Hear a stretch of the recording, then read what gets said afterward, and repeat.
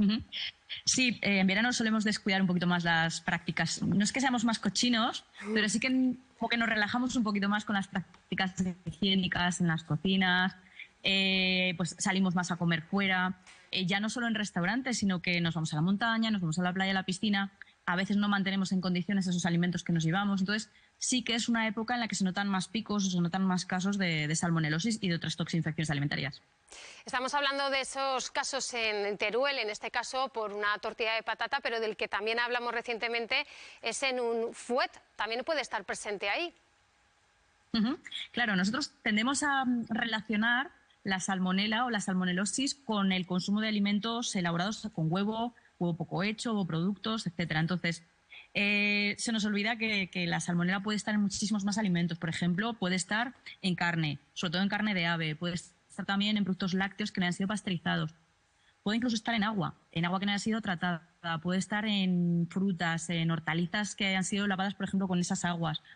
Digamos que el abanico de posibilidades es bastante amplio. ¿Cuáles son los principales síntomas o cómo podemos determinar nosotros mismos que me encuentro mal, igual es una bacteria? ¿Se manifiesta de alguna manera? Podríamos decir, es patente. A ver, es fácil. Yo siempre, por ejemplo, en clase suelo preguntar a la gente, ¿cuántas personas de vosotros habéis intoxicado? Y poquita gente levanta la mano. ¿Por qué? Porque solemos relacionar los síntomas con un corte de digestión, con me ha dado frío después de comer en la tripa, ese tipo de argumentos, ¿no? Porque los síntomas son siempre muy parecidos. Es náuseas, vómitos, diarrea, malestar general, dolor abdominal, dolor muscular y puede tener, en el caso de salmonela, también puede tener fiebre. Entonces, es una sintomatología que la presentan muchas más enfermedades, por ejemplo, una gripe. Entonces, tendemos a equivocarnos o tendemos a confundirla con estas enfermedades. Patricia, ¿podemos evitarla de alguna forma? Ujú. A ver, cuando salimos fuera de casa es complicado. Es complicado tener control. Pero claro, en nuestra casa sí que lo podemos tener controlado y es bastante fácil. Simplemente es seguir una serie de medidas higiénicas muy sencillas que todos conocemos, que sería, por ejemplo, lavarnos las manos, tener limpio todas las superficies de trabajo, herramientas, evitar la contaminación cruzada, por ejemplo. Si corto pollo, por ejemplo, imaginaos la típica pechuga, la compro entera, hago los filetes en casa, corto los filetes y con ese mismo cuchillo y en esa misma tabla, por ejemplo, corto la lechuga que voy a utilizar para la ensalada y ya no la lavo. Pues eso sería, por ejemplo, un caso de contaminación cruzada muy evidente, muy obvio, pero bueno, pero podría darse el caso. Más cosas que tenemos que tener en cuenta, por ejemplo, cuando tenemos alimentos preparados o alimentos ya preelaborados, la típica ensaladilla o unos restos de tortilla de patata, por ejemplo, que era el caso de Teruel.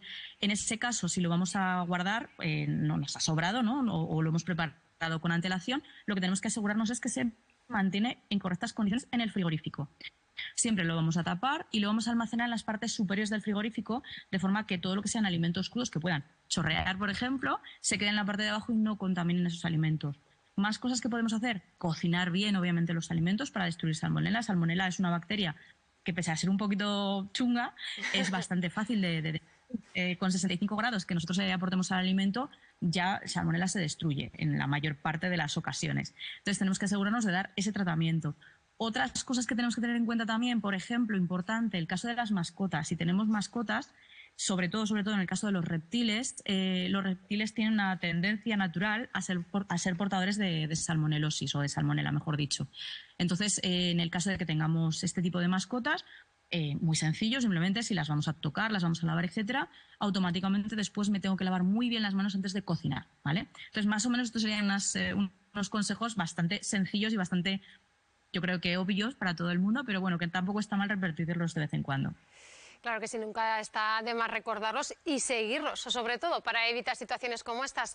¡Feliz verano! Patricia, gracias por atendernos.